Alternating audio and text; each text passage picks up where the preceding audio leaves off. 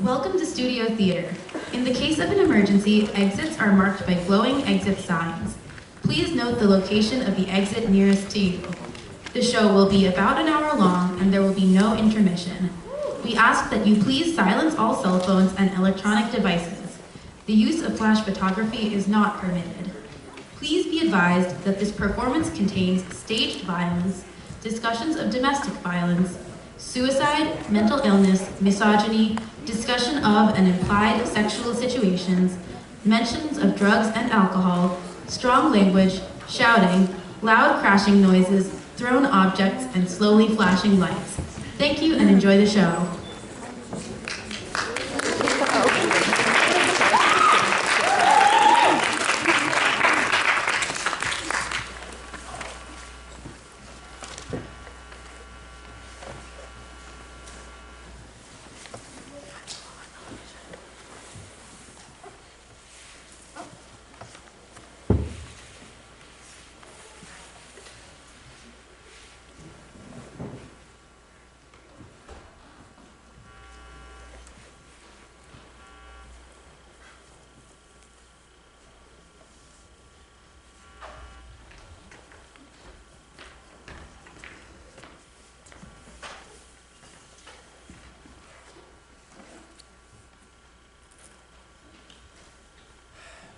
Me, bicyclist, heading to jury duty on 10th Street, Friday at 8:50 a.m.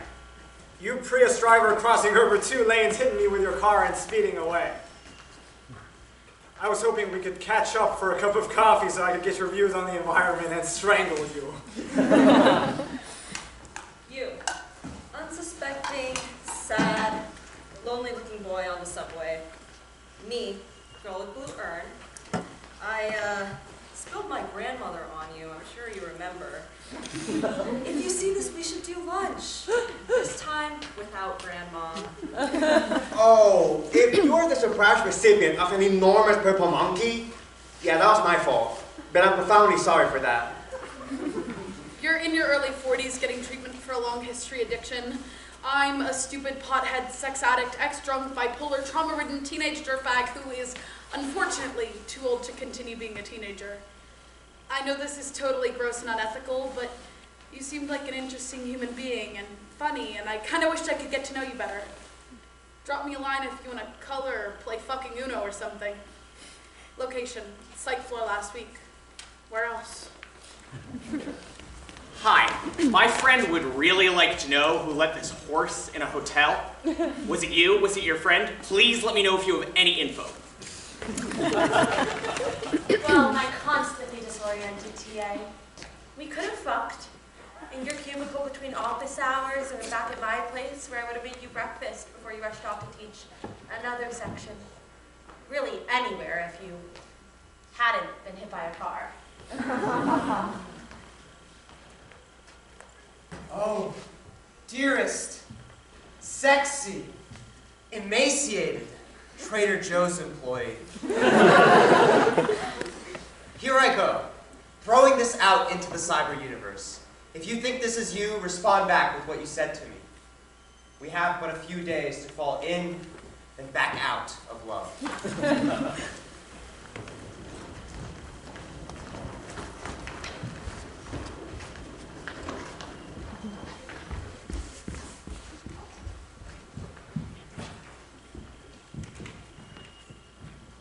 Moving on is hard to do still. June 15. Queen size mattress. No sex was had in this bed. I bought it at the beginning of my year of celibacy. I didn't know back then it would be a year. No one knows how long things will last and they're just starting. No dating, no sex, no one year. I had beautiful dreams in this bed. Dreams about flying, about shooting through the air and leaving the city behind me. Dreams about landing in a foreign place where no one would know my name. And when I woke up, I believed that maybe I could start over with another someone who is capable of loving me like I deserve to be loved. Anyway, this mattress has no stains, no damage, and the tears have dried.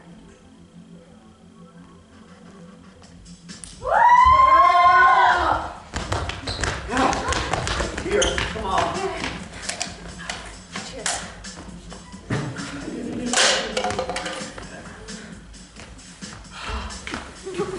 Oh, let's just cut to the chase. Desperate and only getting lonely by the day. And you may pretend that you're playing the theater, sowing the seeds of your youth. But really, you haven't seen any action since high school. Recently released, emotionally stunted man-child is seeking good-looking mother figure for a long-term damaging relationship based on unrealistic expectations. I'm a 27, manic depressive with anxiety disorder and fear of intimacy. Employed, brown eyes, dark hair, weeps at imagined slights. You be 29 to 35, good-looking, able to deflect jealous accusations with ease and passive aggression. Together we can embark upon a journey of discovery and projection while reenacting childhood traumas involving rejections from our parents. With my commitment issues into hysterical paranoia and your unchecked anger management problems will be an unstoppable team of crushing instability.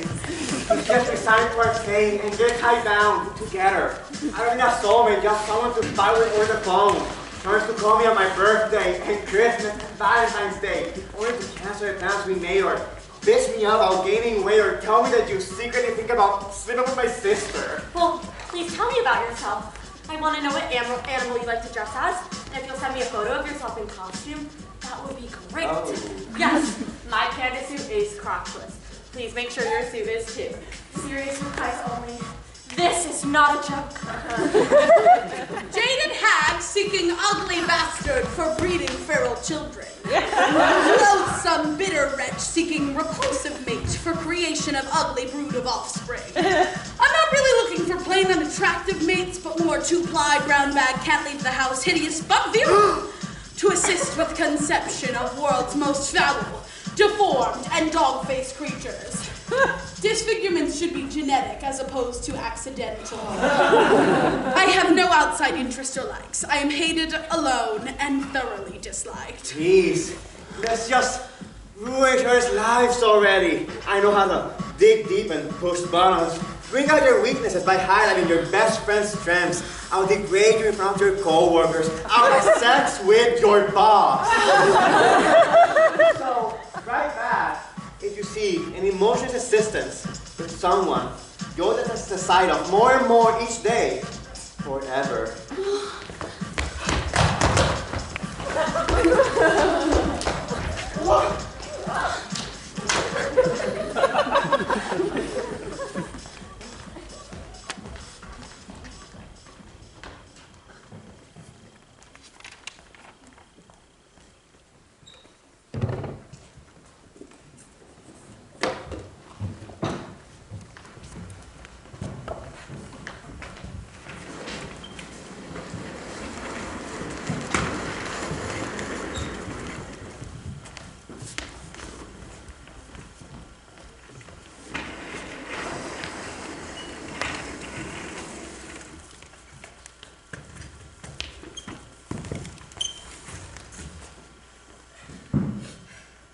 Whenever I make my boyfriend mad, which is a lot, he hits me.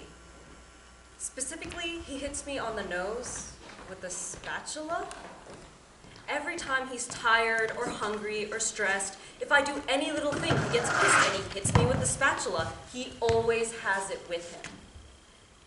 The littlest things piss him off. The way I chew, the way I laugh, if I ask for sex too much, if I don't let him take a nap. And every time it's the spatula for me. It makes me feel like a puppy getting hit in the nose with a newspaper.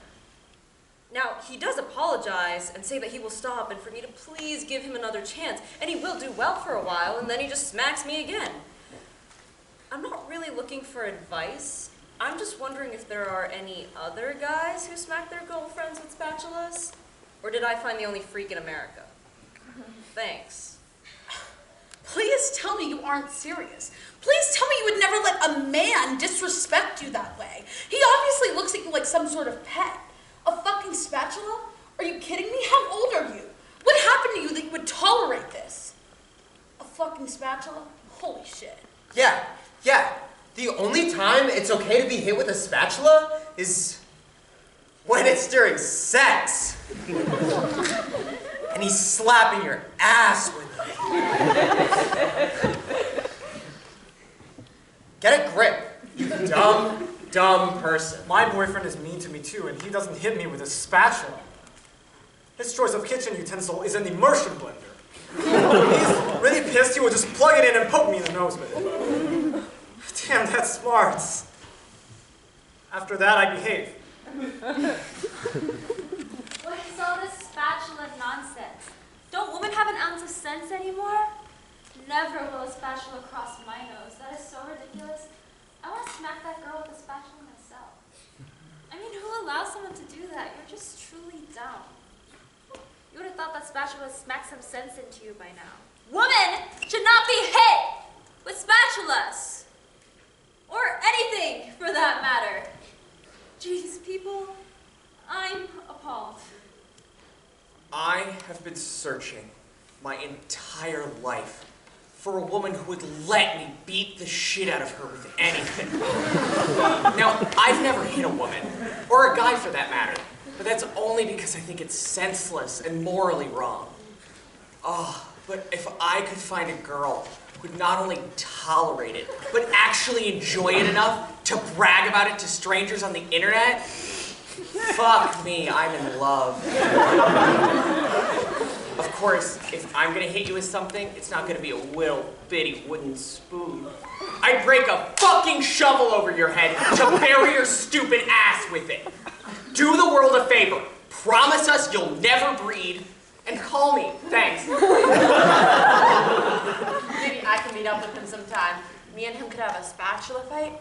I'll have him whimpering, pissing on the floor before you can say, "Hey, honey, the pancakes are done." You know, honey, my mom used to tell me to treat others just how I want to be treated. And that's exactly what I was trying to do. I didn't know how else to tell you that I just love being disciplined with a spatula. So I thought, if I do it to you, you do it back to me. I didn't want it to have to come to this. But since you decided to take it to Craiglist, oh, it's on. When I get home, I'm going to empty the fucking utensil drawer. And you and I are going to have a fair duel. And by fair, I mean I'll bend over the kitchen counter. You can go ham with the spatula. I look forward to it with great sexual anticipation.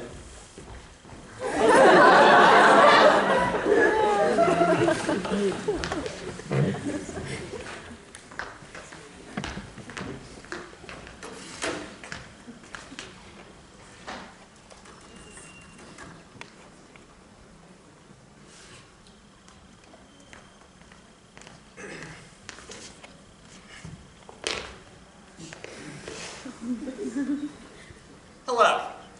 I'm looking to share my small two-bedroom apartment in the East Village. There are several guidelines for living in my apartment. So, I'm working on a new startup project which features Mark Zuckerberg as God. And looking for collaborators who would be interested in working on such a project. I have the rare ability to make things up and then believe them. So I can write a fictional story about Mark Zuckerberg being God and then suddenly believe that it's true, even though I just made it up. I eat 2 well-cooked fried eggs with chopsticks off a small tile in the middle of the living room every evening at 7:15 p.m. You cannot touch my chopsticks. I'm a serious bro, looking for an equally / more serious bro with fancy footwork. The idea is to tie our wrists together, a la the Beat It video, and each J.O.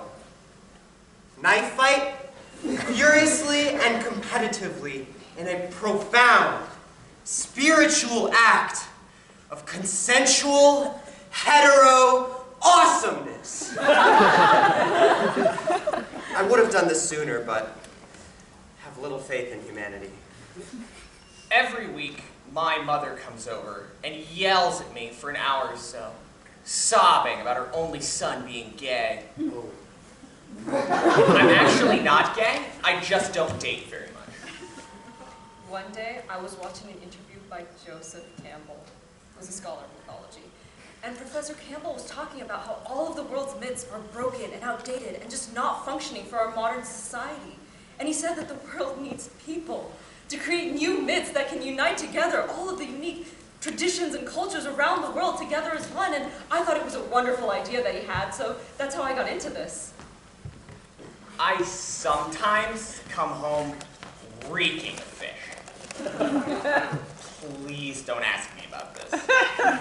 I will pay you $1 USD to sit in my bathtub full of noodles while you wear a one-piece bathing suit. The noodles will be cooked, and therefore slippery. Do not bring any sauce.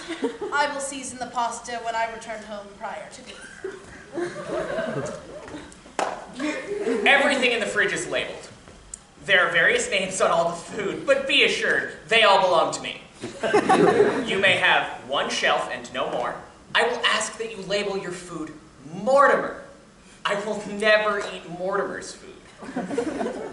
One day, I thought it would be a great idea to believe that Star Wars was the real story of an actual ancient war between real-life aliens that was presented to George Lucas by the true Force spirit of the real Mace Windu. So, now I believe that Star Wars was based on a true story just because I felt like believing it was. I will not stand over your bed in a chicken costume. I will not put hot sauce in your toothpaste while you sleep. I promise. I'm a straight bro. As in, not gay. I just really love MJ and being open-minded about new JO scenarios.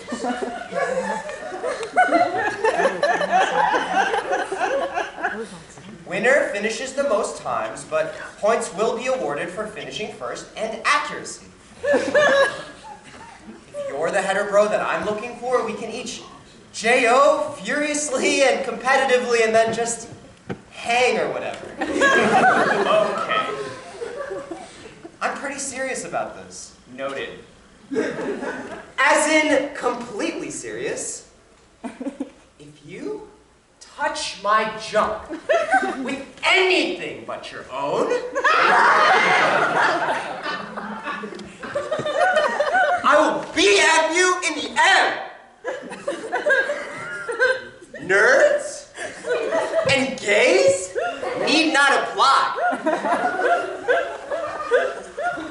I'm not gay! Best, Thurber Milford Finkelstein.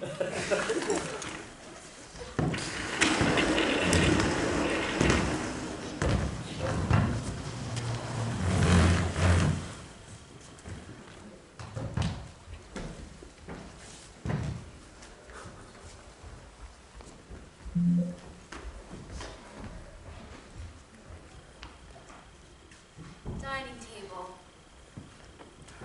I thought we'd be in this house long enough to get a chandelier. One of those big ones that hangs on the ceiling over the dining table. But I never got around to it. And now we're leaving.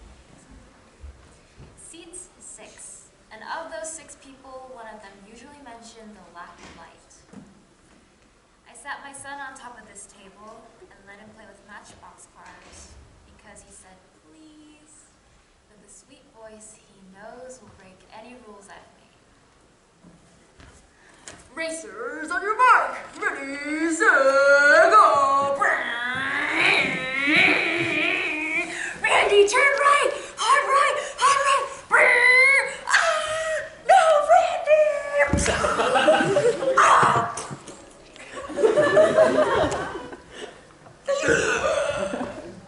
Also because I'm a cool mom.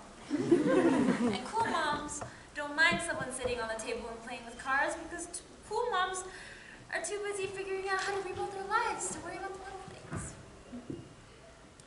There are scratches on the tabletop now. I imagine they're easy to fix, but I'll never know because I'll never let them try.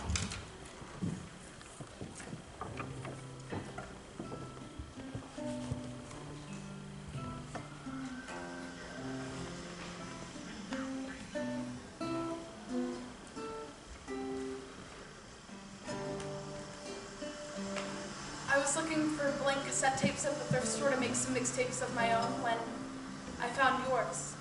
Labeled only on the case itself, they'll all mixed up on one side and fall in love with me on the other. These are the kinds of thrift store lines that I always dream of. I bought your mixtape plus a blank one for $1 and went on my way. There was no track listing, which just made the mystery all the more intriguing. You never know what you're going to find on a blank mixtape. I definitely fell for you by the time that I started side B. A Smith's cover song leaked over from side A, and by the time the Yolo Tango track started playing as a parting gift on side B, I knew I had to find it.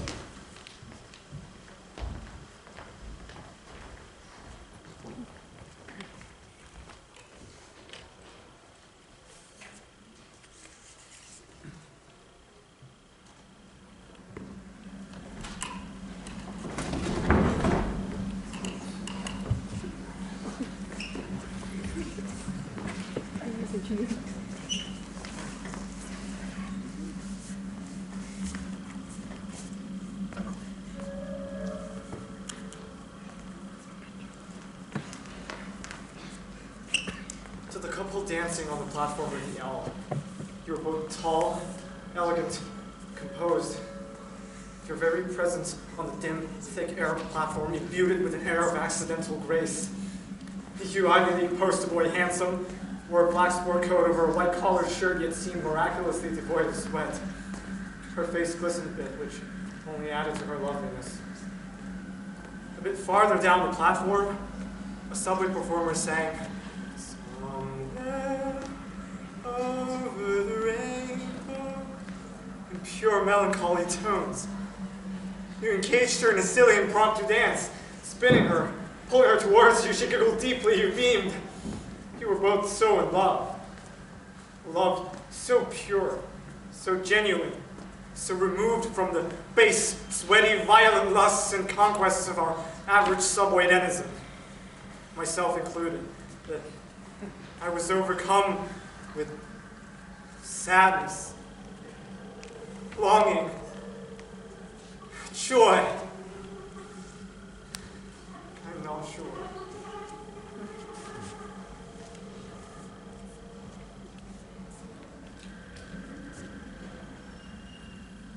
In the winter of 1989, I transferred to NYU from the University of Southern Maine, intent upon studying poetry. I was terribly nervous about making new friends. In addition to submerging myself in an unfamiliar, overwhelming urban environment, I often displayed a reluctant timidity towards strangers. You were in the same dorm building as me. You had dark hair, you were studying French, your favorite band was The Replacements, and we were introduced by my new roommate. I'm in the subway in New York, and it's rush hour. I'm in a torture chamber crammed between a man's slimy, perspiring armpit, a woman with a stroller, and an older lady who keeps looking over at me and saying, "Don't fucking touch me, bitch!" every time the train slows or jolts, and I accidentally brush her arm with mine. I'm trying to ignore her. I'm trying to be calm. I'm trying really, really hard. I'm focusing on my shoes, the logo on some guy's shirt, a billboard advertising English lessons. Next stop is 14th Street, stand clear of the closing doors, please. I brush against the angry woman's arm as the train takes off, and she gives me the kind of look you might give someone you were about to destroy. If you touch me again, I'm gonna scream. I fucking mean it, you stupid white hoe. You and your friends were kind enough to take me out on the town several times during those first few weeks, and in the process we struck up a casual romance. Although the youthful pressure to keep things casual often yanked at the oversensitive ventricles of my heart. It was on a Sunday evening when a small group of friends was smoking weed in your dorm room and watching Brewster's Millions that one of our friends proposed the bet. The first person in the room to get married would win $30, the cost of a New York State marriage license. Inspired as much by the novelty of the bet as my affections for you, I asked if you wanted to go down to City Hall and get married. You said yes. Sorry, I say. Although, what I really want to say is I know martial arts, and if you talk to me again like that, I'll put you in a headlock and cut off your goddamn air supply. But I don't, because I'm polite. I'm patient. Don't let my emotions control my life. My life? No. My imagination? Oh, yes. As the angry woman continues to rant at me, I imagine pushing her frail, twisted body up against the subway doors. I'm holding her neck with one hand, because I have super strength. I tell her politely and patiently that she's not the only person with problems. I tell her that all people suffer. I tell her that, yes, on the surface, I may look like a privileged white girl who deserves to be shot unemotionally by those less fortunate, but in reality, my mom died just a few days ago, I just lost my job, my cat is sick, I have $13 in my bank account, and sometimes I start crying on the street, at a cafe, at dinner, and any inappropriate places for absolutely no reason. And my mind, she's nodding and she's understanding and she's saying, I'm sorry. I'm so sorry. I never think of anyone but myself. But you have shown me light.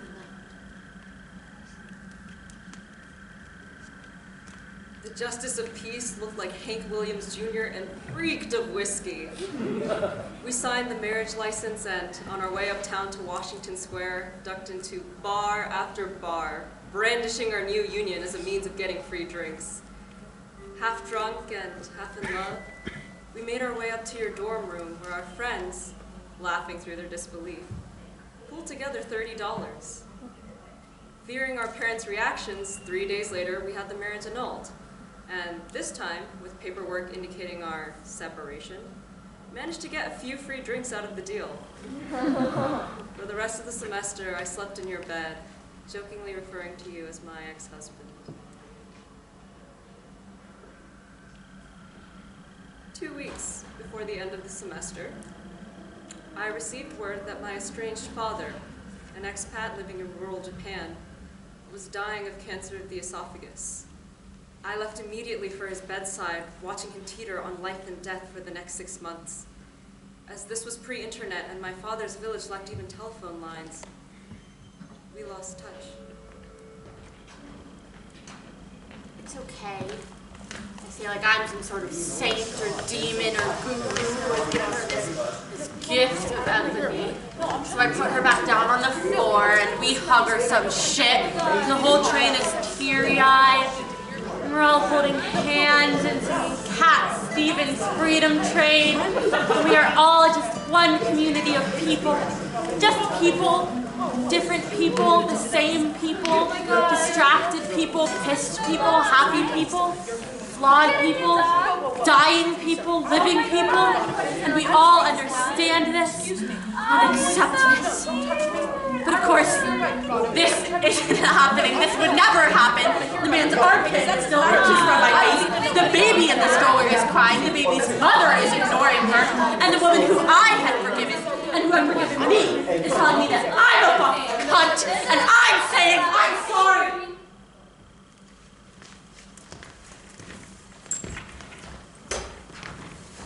Which brings me to today. The L train was hectic as usual. Car after car was packed so full to the brim with people that I was just patiently waiting for a less crowded train to board. At one moment, looking up from my newspaper, I saw you. You were packed in like a sardine among all those morning commuters. I saw the flash of recognition in your eyes, our jaws dropping in disbelief. I stayed in Japan for another 8 years after that before I moved back to the United States where I built a decent career writing. I've lived all over the country but just recently moved back to New York. I'm once divorced and I have 2 daughters. When I saw you, I felt all those years folding in on themselves and have now spent the entire morning wondering what your life is like. It's perhaps an absurd suggestion, but would you maybe like to grab a cup of coffee sometime and catch up on a quarter century of life?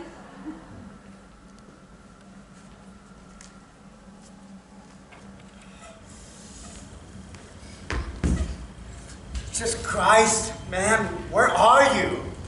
You're supposed to arrive at, 1941 or something. And then Cambodia, Rwanda? No show. Where you been? Or was that you getting off the L at Bedford with all them other hotties?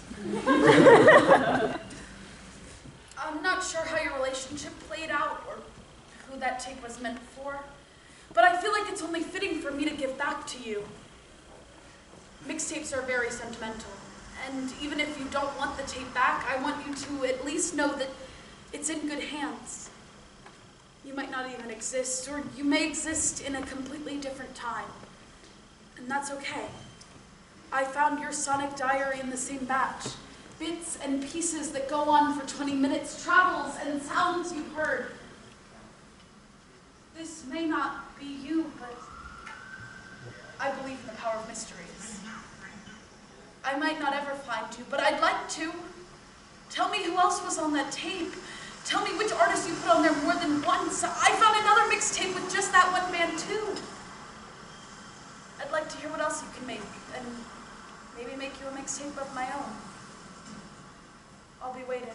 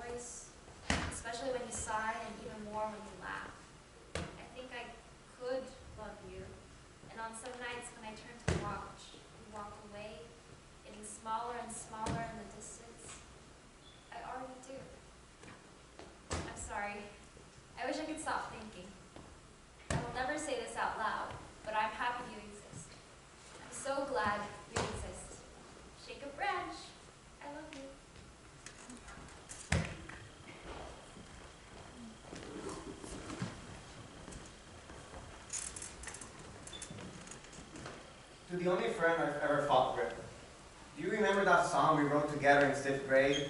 About the mink unicorns and the silver-plated nightmare bunnies? You know that saying about missing someone so much that you end up on the other side of them? I forgot how the third verse of our song went. Then we rhymed scream with dream or team or what? I don't know.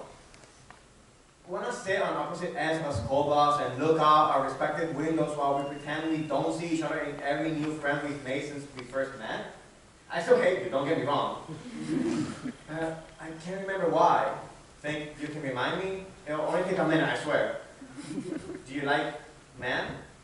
If so, call me. If you haven't blocked me yet. I know you always like me better than your new frat girls anyway.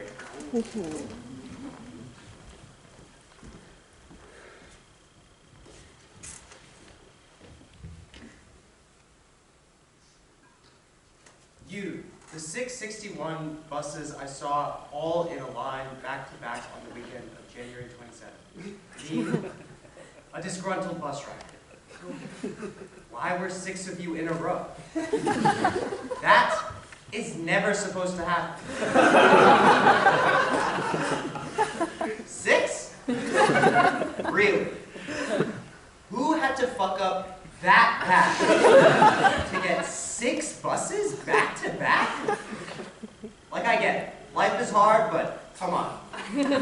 Some of us have places to be.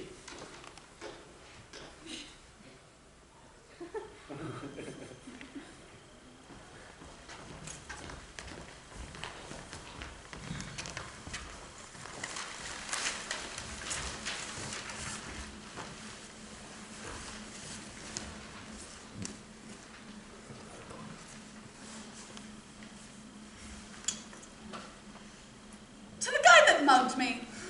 Thanks, Chief. You really made my evening. You know, I was just thinking the other day, it's been a while since anyone stuck a gun in my face, and then you came along like a soft breeze in the night. You came out of the subway, and I followed you. You looked over your shoulder and saw me coming, and you started walking faster. So I ran up, grabbed your arm, took your purse, and I ran away. I heard you yelling for help, but let's be honest. This is New York. The only way people are going to come running is if you yelled, "Hey, free weed!" I think you did a pretty good job. However, I could offer a few pointers. Number one, after somebody has already undone their pockets, that means they're empty. I've done many a snatch and grab in my day, but no one's ever stuck in my mind like you did. There was this brief moment where our eyes met, and I felt something strong. I think you felt it too. If I wasn't so shy or so committing a crime, I would have asked your name. Number two, well, I didn't have anything in them. I had more pockets than you checked. I, of course, later got your name from your driver's license, so... Jennifer, if you'd like to get a drink sometime, get back to me. Number three, people oftentimes hide money or drugs in their shoes or socks. Make sure to check those on your next target. Oh, and I can get you your purse back. Your credit cards are still in there, but I spent the cash. Sorry. And my roommate took your tampons. I don't know what he does with them, but he always takes the tampons. Number four, a simple please and thank you are always welcome. If it works out between us, I'll totally buy you some new ones. I hope this helps, Mugger. Really hope you've been enjoying my phone. I keep calling you, but you won't pick up. I'm so sad. Also, quick note to the cops. A person at 3 in the morning jumping up and down, waving her arms in a big X shape over her head needs help. She is not waving hello. But thank you for smiling and waving back. It really made my night. And finally, to the cars who wouldn't stop for me in South Oakland. Looking back, I don't blame you. I hear there are criminals on these streets. Hello, fellow human being. I'm sorry for whatever happened during your day, week, life that made you feel you had to take my laundry detergent. Just set it top the laundry machine. I'm even more saddened by the loss of my laundry bag. The perfect mesh drawstring complete with hefty shoulder strap, which you also abducted. Yes, I know I said it underneath the laundromat is not responsible for your personal property sign, but no, I did not place it there intentionally in order to test fate. Maybe that's funny or ironic to you, I do not know. I wonder if you think I'm naive for leaving my detergent unattended, or if you rationalized your kidnapping decision by thinking you were teaching me a lesson. Whether or not you thought you needed to steal my bag, by doing so you create sadness and debt for your future self. And I don't want that. Because when we do bad things to each other, we hurt ourselves just as much as the other person. Despite the differences in our thoughts, bodies, ideas, feelings, values, homes, and relationships, we're all a part of the same everything!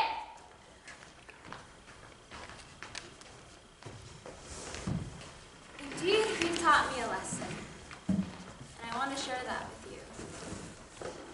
Today, I learned that no matter who you are, no matter what situation you're in, I don't want anything bad to happen to you. I hope you use that laundry bag, or that it finds someone who needs it as much as I you use every drop without laundry detergent, and that it makes your clothes so fresh. And thank you for making me pause during my day and think about you, who I'll probably never meet. I'm grateful for you, and I want to show you by giving you a gift. I want to take the debt you've created today and absorb it into myself. I don't want any more pain to come into your life. I want to relieve you of your worries, your sicknesses, and your suffering. Because I am no better than you, or different from you. Exactly the same.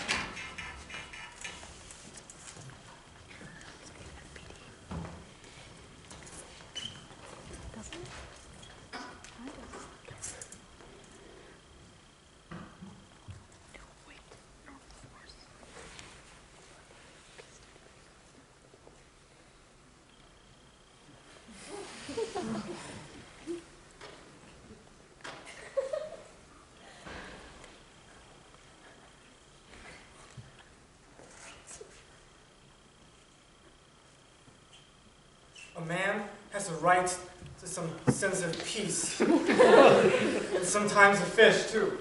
To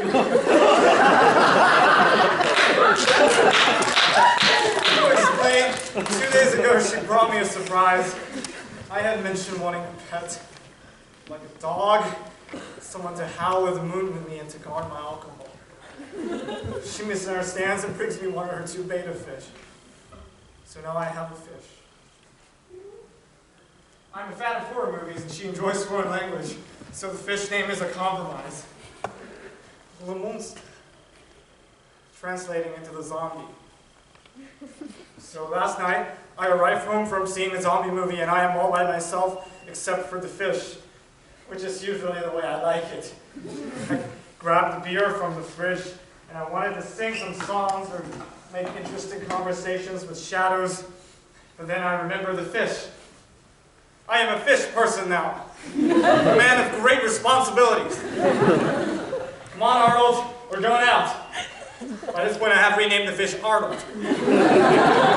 So it's just the 2 of us on the front porch and already past midnight. I'm smoking and telling the fish about the wonders of the beer. You see, Dwight, I have renamed the fish Dwight. Drink this, and all of a sudden all your problems melt away like a hound in a kettle fire. That's not a good example, but just take my word for it. Ensign, I renamed the fish Ensign. The highlight of the night must have been that guy walking his dog walked by, and I challenged this dog to fight my fish. He did not accept. Therefore, he must have been scared. Me and the fish felt good about that. I renamed the fish Champ. And the beer was cold.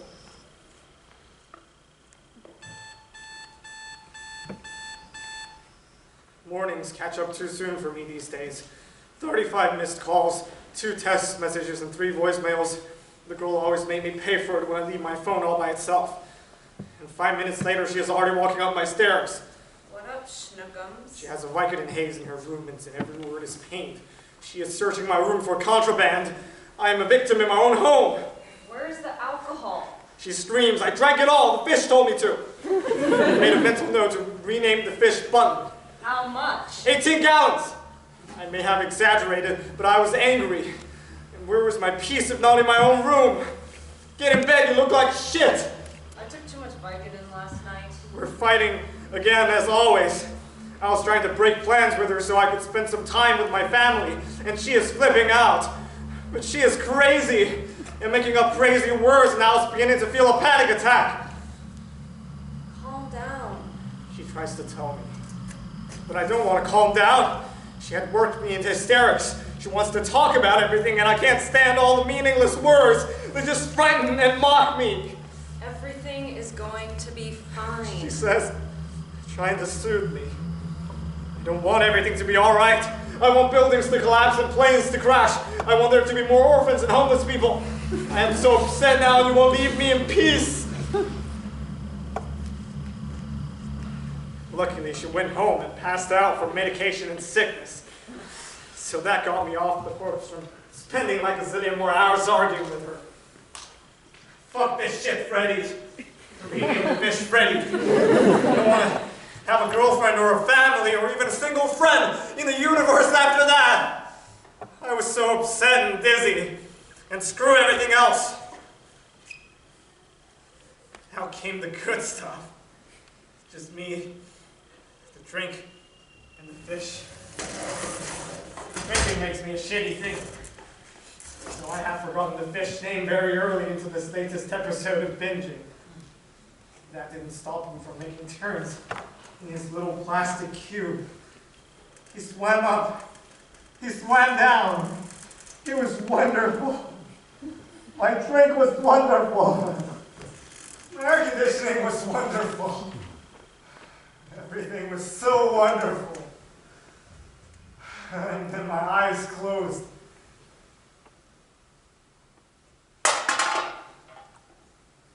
The events that happened next are not so clear, but even a person in a completely sober state or reckoning would have a hell of a time keeping up with this tornado.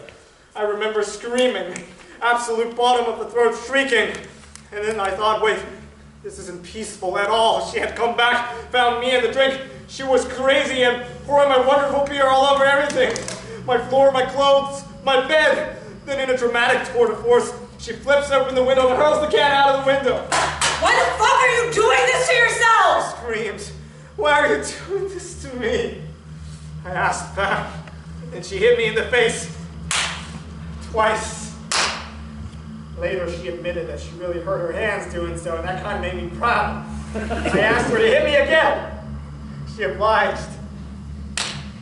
And that kind of felt nice. I haven't been physically assaulted for a long time. Screaming. She was throwing everything to get her hands on me, but I keep on telling her she doesn't want to hear on purpose. Because I was getting deeper. Don't you love me? Yeah, less every day. Which really isn't true, because in hindsight, this fight was pretty fun. Usually we argue just talk. And that is so draining. Those things were airborne. I was getting bruises on my arms, and my face was still sore. And it all seemed so much more productive like this. I was trying to put together my hungover mind, trying to get an understanding of what the fuck was going on. Everything was so perfect only 15 minutes earlier. Now everything was a mess, and everyone was yelling. I noticed among the missing and wrecked that there was no water in the fishbowl. Maybe worse, the fish. I flushed him down the toilet. You flushed him down the toilet? What kind of a fucking crazy bitch are you? How can you flush a fish down the toilet? Sure enough, I checked. There was still heaps of fish gravel still at the bottom of my toilet bowl. I was ready to hit her. That was my companion, my amigo. Let it be said that I believe his last name before death was Samson. And then she was gone. What the hell had happened? It was like a thunder strike or some other act of God that came down to destroy my little room and my little life. It's all I really want. Just a little room all to myself. I don't want to bother anyone else. Just mind my own business and go on trying to save my sanity like the rest of everyone. And then I locked every damn door and window in the place. I was still wearing my pajamas. And I just threw on an old shirt, probably soaked in beer along with everything else. I grabbed the pillow and I just walked out of there. I walked all the way down to the park. Why is everyone else so crazy? I thought. Why are there younger brothers and clouds with letters in them? Why is a tree only a tree? And what if a tree was more than a tree? Why can't the ice cream man deliver? And where was my peace? I looked for it under a small tree in the park. It's just me, the pillow, and No crazy woman around making noises and flushing friends down the toilet.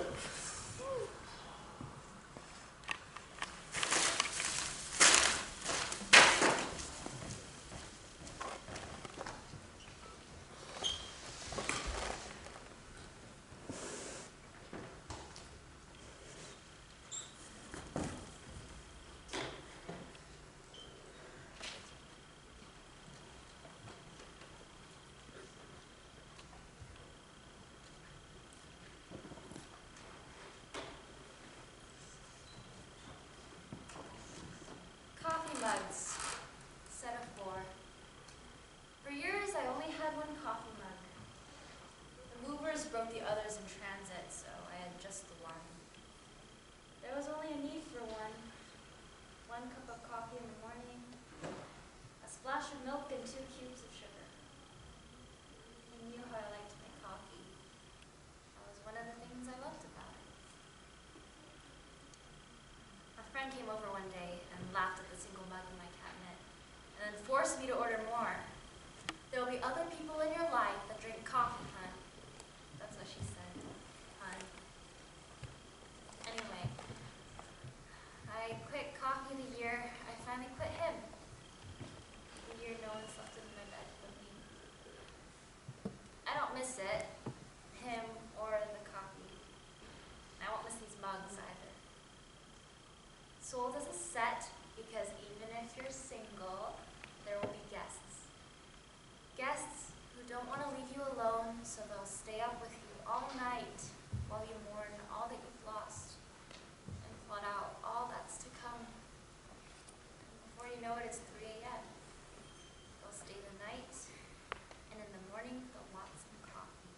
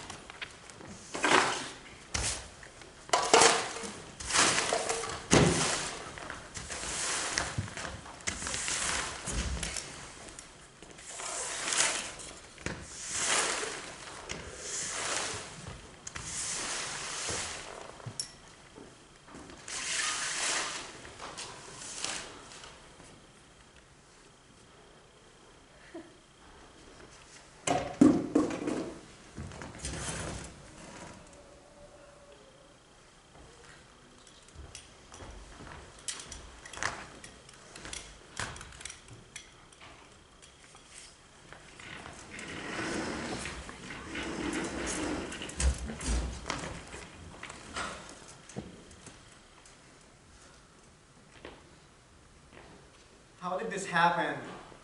I'm not quite sure. Every week, I check this damn thing to see if anyone in this city of millions has missed me. What gives? I'm a good guy. Some even say a great guy. Fun to be with, interesting, witty. I'm not. I ride the train no less than twice a day, 5 or more days per week. I am crammed up against some of you on the commute to/from work. Haven't any of you people missed me? I'm scared sometimes. I feel alone sometimes. I feel like people don't really know me. I go to the park. I shop at places. I walk around. I wear shoes. I have headphones. I drink things. Where's my misconnection? Start missing me already, goddammit. I am very easy to miss. Days become weeks, weeks become months, months become years, 6 years at the same job. Monday, go to work. Try not to sweat in the sweltering humidity of the subway. Nobody misses a sweater. Listen to music to drown out the reality that you're stuck in a tube with millions of strangers. Avoid eye contact at all costs. Bullshit about the weekend with coworkers until quitting time. Get caught up on Craiglist. Commute, work, commute, sleep. I commute, work, commute, sleep. I commute, work, commute, sleep. I hate being tied down to these material things. I want to burn it all. I really do. But I can't. Because my days off are barely my own. Tuesday, go to work, eat one of the 4 lunch places around work, walk around with it during lunch break, hoping to run into someone new. Call friends to make plans for the weekend. Check Craiglist. Just errands, all the things you have to do. Grocery shopping, washing clothes, paying bills. Take what you make in a month, after taxes. Now take out what you spend on rent. Take out what you spend on food. Take out what you spend on transportation. Take out what you spend on whatever vice you may have to keep yourself going.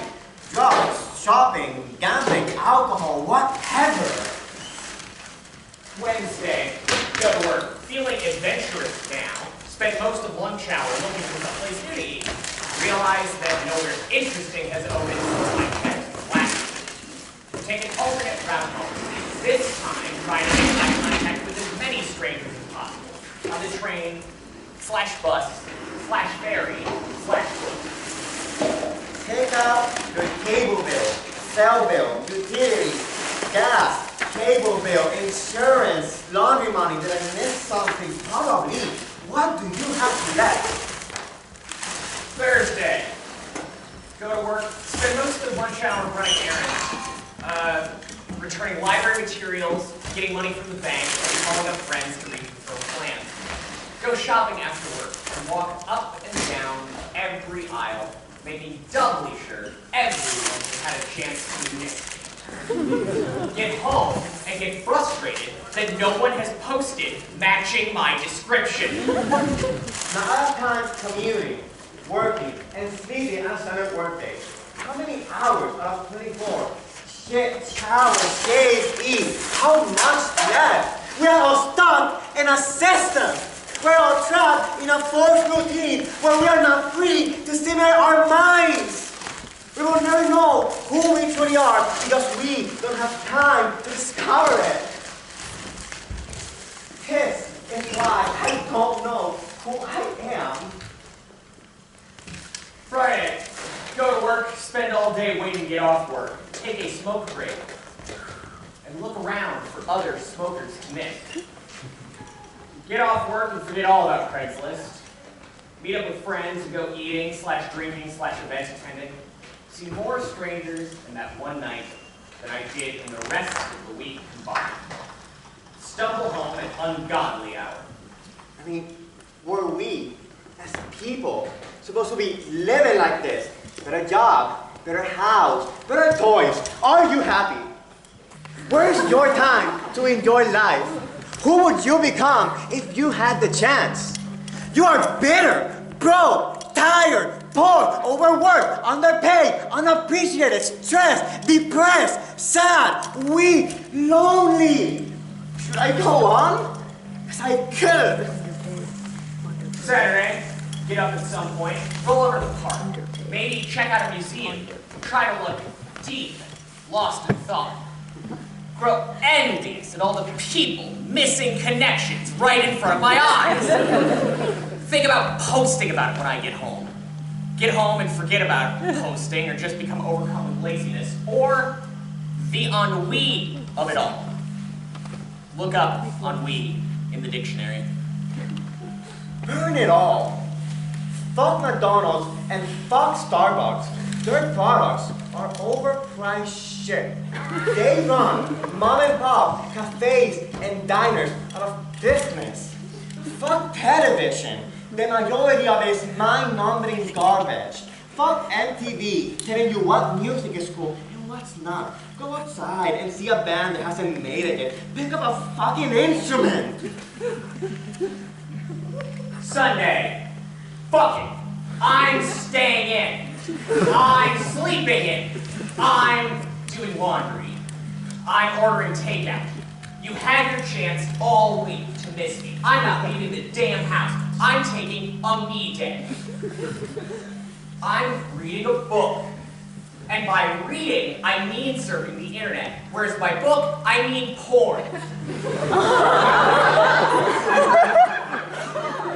Knock myself out with the usual roofie colada, wine and sleeping pill, so I can get up the next morning and cram myself in a train full of strangers to get to work to check Craiglist. Fuck the media for giving us eating disorders and making us insecure about our bodies. Pride in one's being is one thing. Being someone you are not is another complete different thing. You are beautiful. So wake up. We do it because we've been brainwashed. Stop it. Fucking miss me already. I can't do this forever. Your misconnection is your own fault. Meet someone.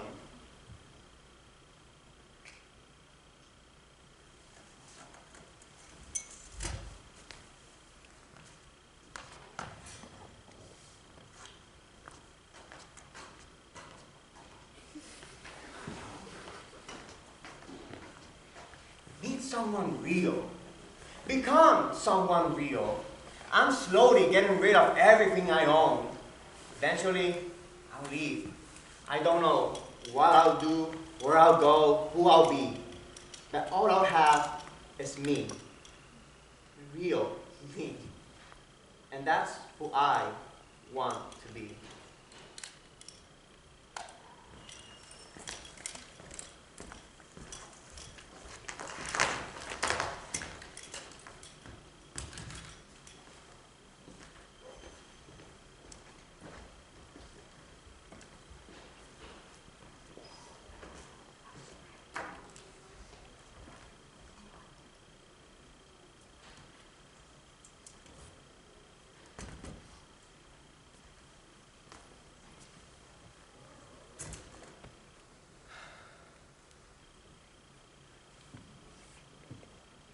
Met you in the rain on the last day of 1972. The same day I'd resolved to kill myself. On the morning of that New Year's Eve, I found myself in a barren studio apartment on Beacon and Hereford with a fifth of Tennessee rye and a cloud of despair permeating the recesses of my soul. When the bottle was empty, I made for the door and vowed, upon returning, that I would retrieve the Smith & Wesson Model 15 from the closet and empty the chamber as well. I walked for hours,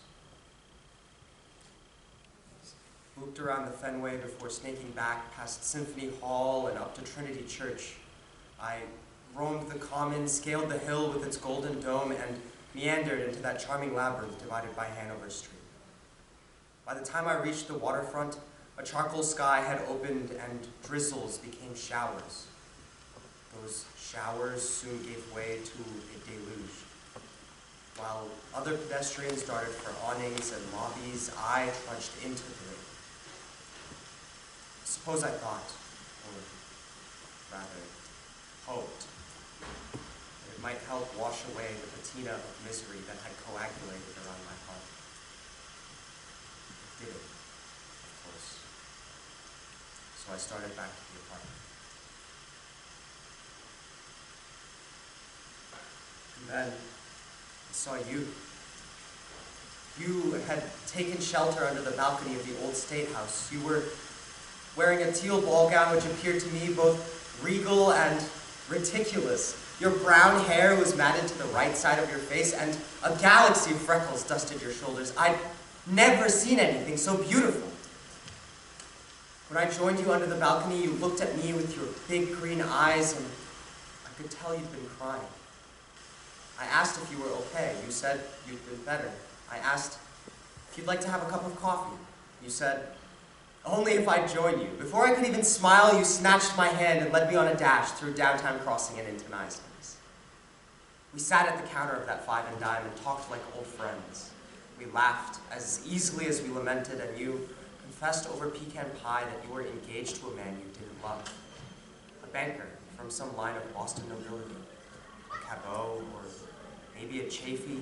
Either way, His parents were hosting some kind of soiree to ring in the New Year's, hence the dress. For my part, I shared more of myself than I could have imagined possible at that time. Didn't mention my plans, but got the sense that you could see there was a war raging inside of me. Still, your eyes offered no pity, and I loved you for it.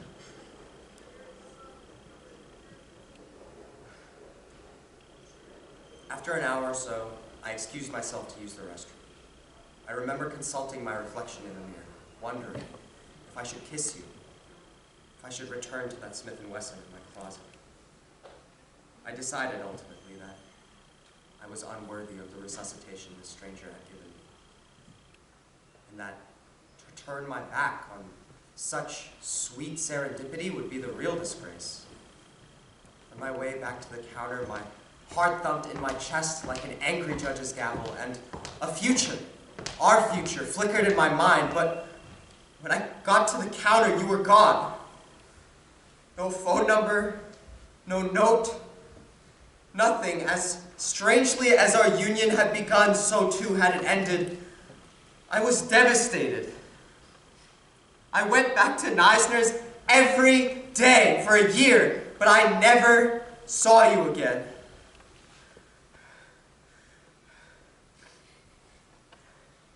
Ironically, the torture of your abandonment seemed to swallow my self-loathing, and the prospect of suicide was suddenly much less appealing than the prospect of discovering what had really happened in that restaurant.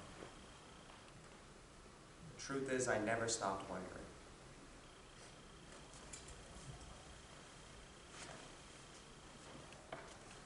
I'm an old man now, and only recently did I recount this tale to someone for the first time. A friend from back in my Boston days. He suggested that I look for you on Facebook. I said, I didn't know the first thing about Facebook, and all I knew about you was that you'd lived in Boston once and your first name. And even if by some miracle I did happen upon your profile, I'm not sure I would recognize you. Time is cruel that way. This same friend has a particularly sentimental daughter. She's the one that led me here to Craiglist and these misconnections, but as I cast this virtual coin into the infinite well of the cosmos, it occurs to me, after a million what-ifs and a lifetime of lost sleep, that our connection was never really missed at all. You see, in these intervening 42 years, I've lived a good life. I've loved a good woman, I've raised a good man, I've seen the world, and I've forgiven myself. And it's all thanks to you. You breathed your spirit into my lungs one rainy afternoon, and you can't possibly imagine my gratitude. I have hard days too. My wife passed 4 years ago. My son the year after that. I cry a lot. Sometimes from the loneliness. Sometimes I don't even know why. Sometimes I still feel that war waging inside of me. Then, a couple dozen times a year, I'll receive a gift. The sky will glower, the clouds will cover the sun, and the rain will begin to fall. And I'll remember. So, wherever you've been, wherever you are, and wherever you will be, know this. You're with me still.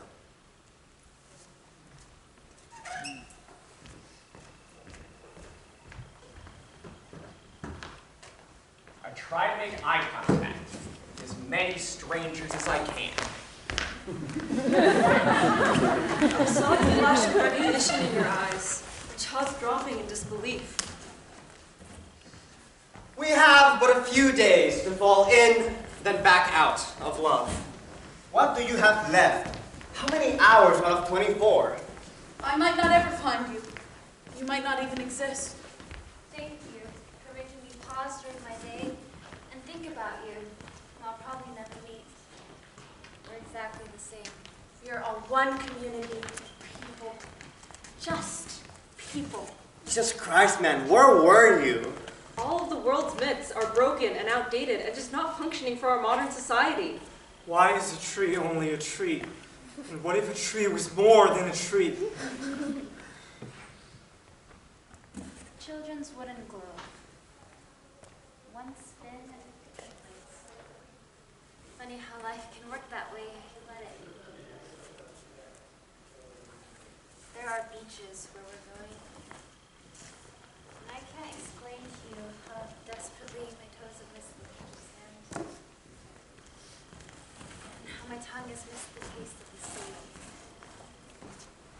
And even though I'm scared,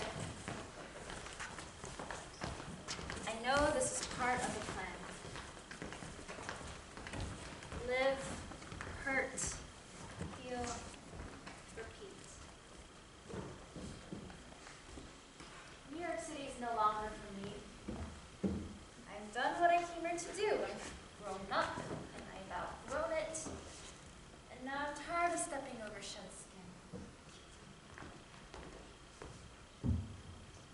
You're not a tree.